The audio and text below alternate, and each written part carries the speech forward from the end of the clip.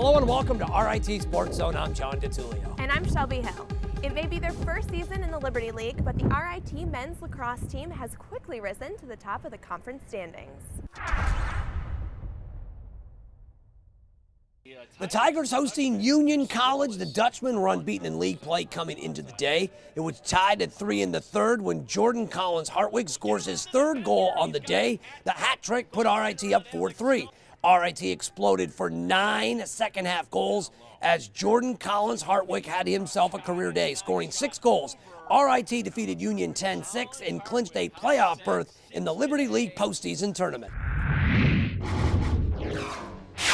He joined the RIT men's lacrosse team as a walk-on his freshman year, and he barely played until last season. Now he's become one of the Tigers' go-to guys. SportsZone has your all-access pass to Tyler Russell.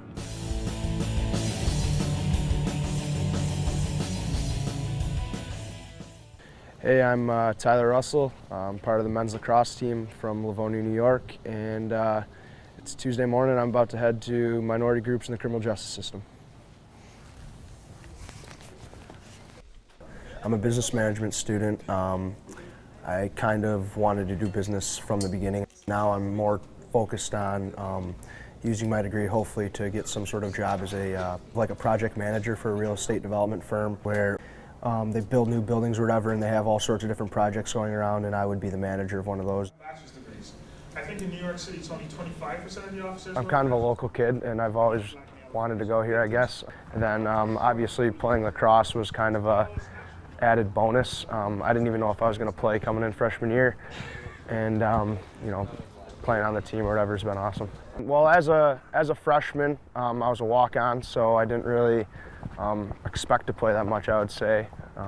It was more of like, I'll play lacrosse this year, and so I gave it a shot. And then last year I finally got the chance to play, and had a good season. And then this year as a senior, I've kind of taken on more of a leadership role, and you know, trying to take the team where we want to go. And a shot and a goal. As that goal going to number 28, Tyler Russell. His 100th goal in his RIT career is the 17th player in Tigers history to reach that milestone, so congratulations. I've worked right now, Building 77, Bosch and Lam, just kind of helping people out, directing them in the right direction as far as where to go, financial aid co-op, and admissions, so head on in. Yeah, so I'll do this for the next 2 hours and then go to class at 2 o'clock and then straight to practice. Yeah, tour.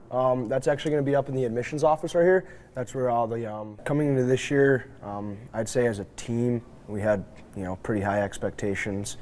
We lost, I think, 9 seniors last year, all which were big contributors for us. And so this year we kind of had to deal with the pressure of being able to rebound. And me personally, I knew that I was going to have to, you know, step up my game a little bit here, you know, take over the leadership role on and off the field. So that was the biggest thing for me, I think, was just realizing that this year was my last year, and I was going to have to, you know, I was going to have to do the things that the seniors last year were doing, and hopefully I'd be able to do it as good as them so that we could reach those same goals, if not better. Just finished up work. It was a real rigorous 2-hour shift. Right now I'm heading over to, I don't even know what the building number is. I think it's the biomedical science building to do my human biology lab. How's it going, guys? There are different types of direct contact, which means you can catch it. I've been able to, you know, focus on my grades as well as lacrosse throughout these past 4 years. Lacrosse definitely does take up a lot of time, though. Once the season comes around, we have practices 6 days a week plus games, but I've found a really good balance, I feel, between my athletics and my academics. I'm with him. Well, you just seen lab. Right now I am off to practice. Just heading in the locker room right now. I'm going to gear up for practice. If you want to just come in for a second.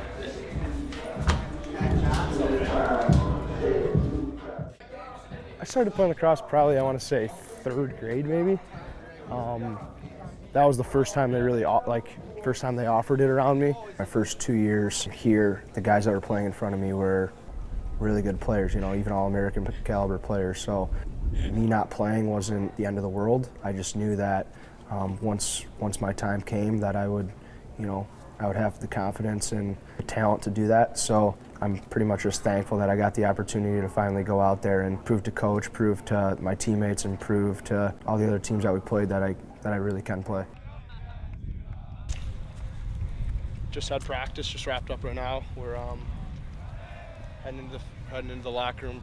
I'll probably get in the cold tub a little bit here and try to get my legs back from me. They're kind of sore from the games this weekend. Other than that, that's it. It's basically the extent of my day. In 14 games this season, she has scored 64 goals and has added 32 assists, and she's not done yet. SC's Melissa Bromley introduces us to one junior who is rewriting RIT women's lacrosse history.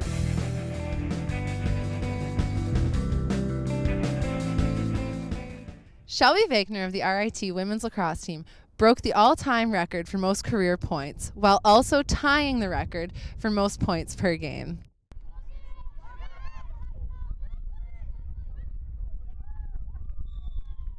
What did it feel like breaking the all-time points record today?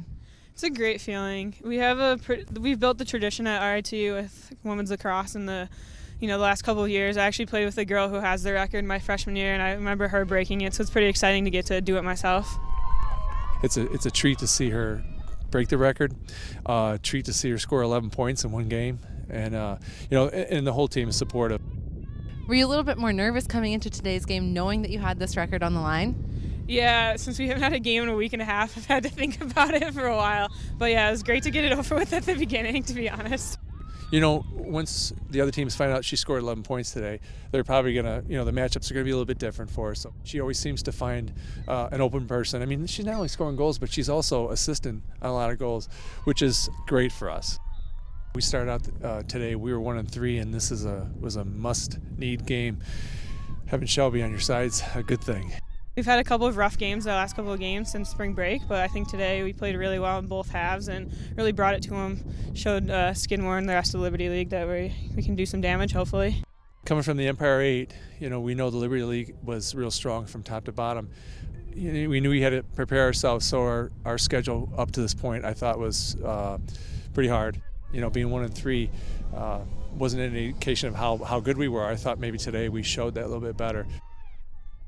Now, knowing that you still have about a year and a half left, how excited are you to know that you are potentially going to make one of the hardest records to break?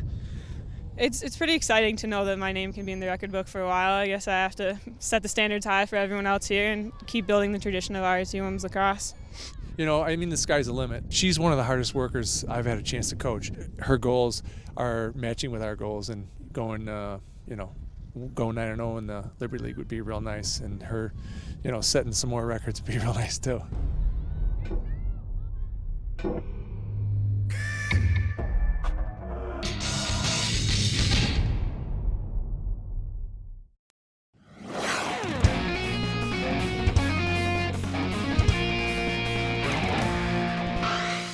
She was one of the most decorated athletes in U.S. history. In her prime, she held the World, United States, and collegiate records in the hammer throw. As Kristen Klock reports, one of the great pioneers of this sport has brought her expertise to RIT.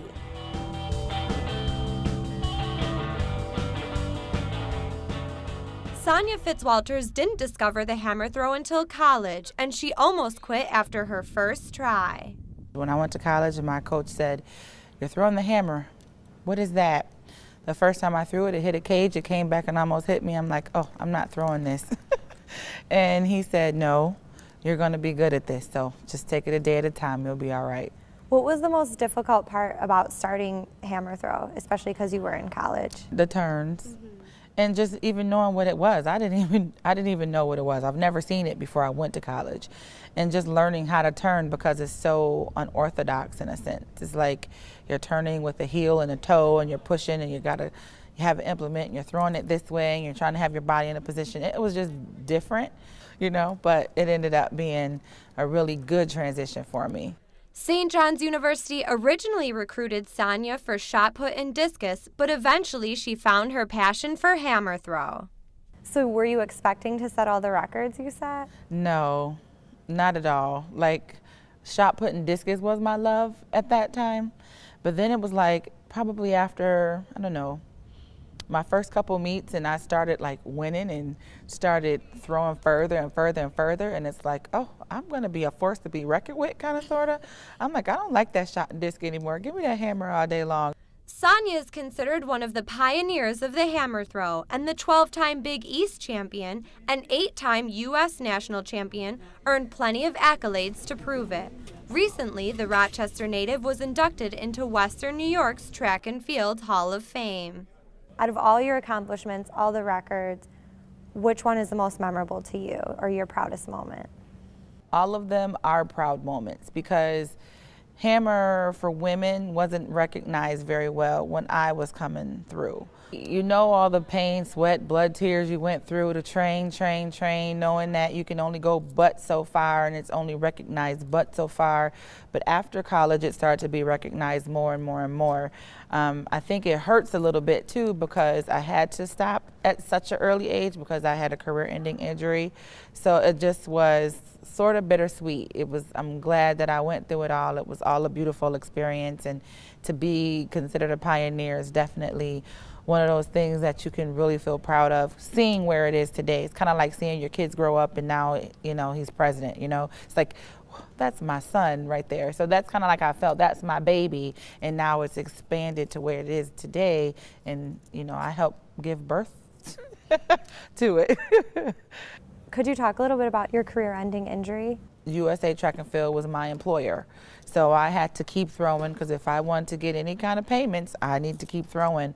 And I just didn't listen to my body, and I kept throwing on a injury. And I initially got it repaired by the orthopedist for the Yankees, and that was at the end of '95. And then I tried to come back for the Olympics in '96 and hurt it, re-injured it again. And it was like in my shoulder, which is an integral part of throwing, and it just wouldn't have been time for me to bounce back, enough time for me to bounce back for the '96 Olympics in Atlanta. So I figured at that time I was the American record holder, the collegiate record holder. If I'm gonna quit, and I'm just gonna quit on top and not be looked at this washed up has-been girl who was out here now and can't throw half of what she used to throw. Sonia eventually returned to Rochester, and for the last 3 seasons, she's been coaching at RIT. Why did you decide to get into coaching? Coaching is like a passion of mine. Like, really, it's a passion, and I love teaching people and giving back to what I know, the blessings that I receive from people and their wisdom. So it's like when I saw a lot of the throwers here, and which prompted me to speak to him, it's like, oh, they need help with this and they need help with that, and it's like my mind is going saying, how can I help them? And that's what made me approach Coach Dave about it, because I just have that passion to give back, and somebody took the time out for me. I wouldn't be here if my FD or my coach at Kenneth Bantam at school didn't know what they know or took the time to learn what they learned, so why not pass it on? So that's just kind of like the person I am.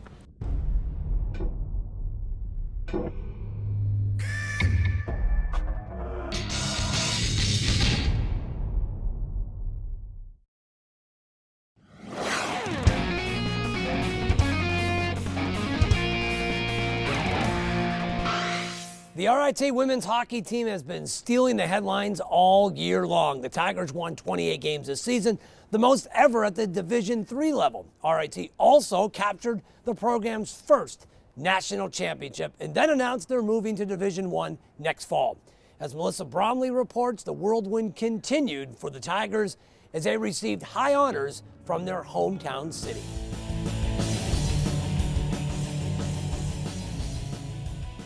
The City of Rochester awarded the RIT women's hockey team the Key to the City, honoring them for their outstanding achievements throughout the season on and off the ice.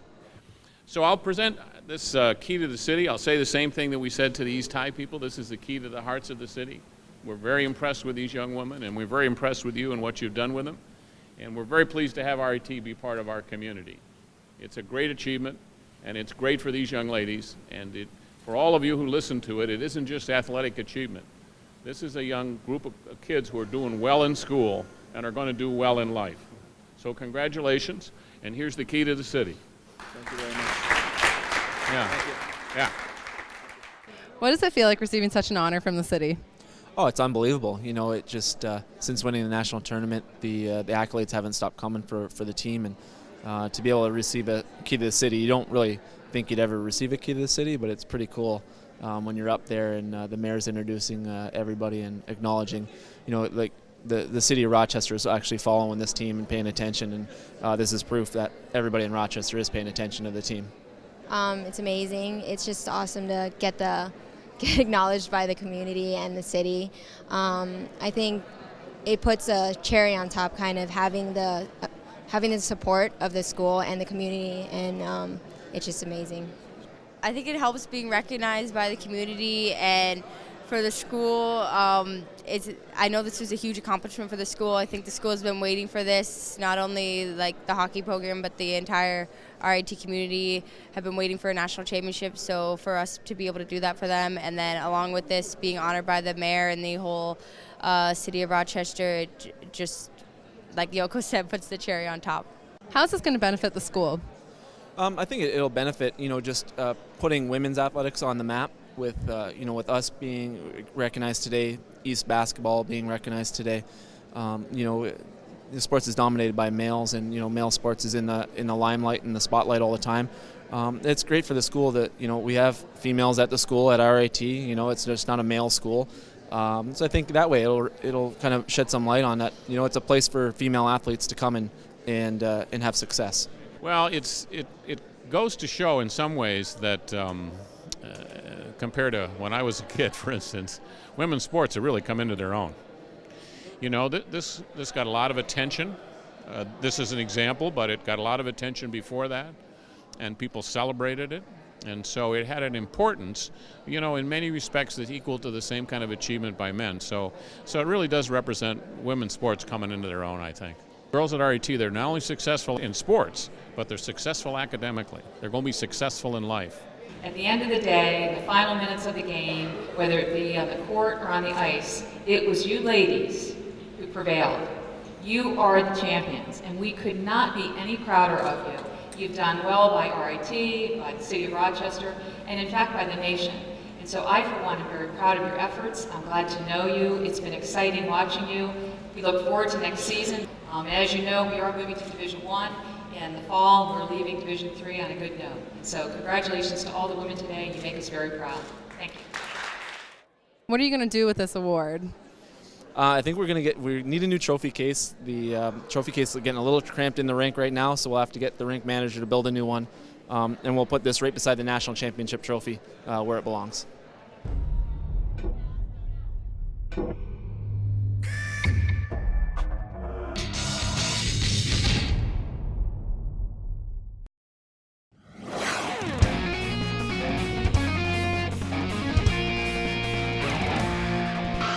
Welcome back to SportsZone. You know, roller derby has been popular in different circles around the world since the 1930s. 4 years ago, the first all-women flat track league was formed right here in Rochester. SportsZone's Olivia Antarosa introduces us to the ladies of the Rock City Roller Derby.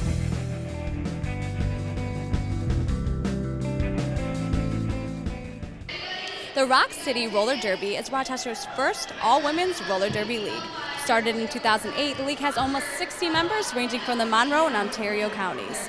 The league's team, Rock Stars, face off at RIT's very own Gordon Fieldhouse against Ithaca's all-women's roller derby team, the Suffragettes. So where did you get the idea to start the Rock City Roller Derby League? I originally got the idea to play roller derby in general from an episode of Dave Attell's Insomniac in 2003. And then in about 2006, I was like, I want to play this. I really want to do it. And I decided to go play with Buffalo's League because they were in their second year, and I was like, hey, I'm going to go do it. So I had a season with them that was awesome, and by the time that I finished that season, I had enough people in Rochester who had heard about it, who were interested, that were willing to start a league with me. So we started in early 2008. And what exactly is the roller derby? Well, it's a little complex. It's sort of a race and sort of a full contact sport, almost like football. You do a fair amount of switching from offense to defense, but the point is to get your jammer through and to block the other team's jammer. There's 2 teams of 5 players. It is basically a race for points. There's one point scorer on each team called the jammer. They line up behind one line. The remaining 4 from each team line up behind the pivot line. The other 2 jammers take off, and their first pass through the pack, they are attempting to earn lead jammer status, which allows them to call off the jam. Once that's established, that initial pass has been made, then every subsequent lap, they get a point for each opposing team member they pass.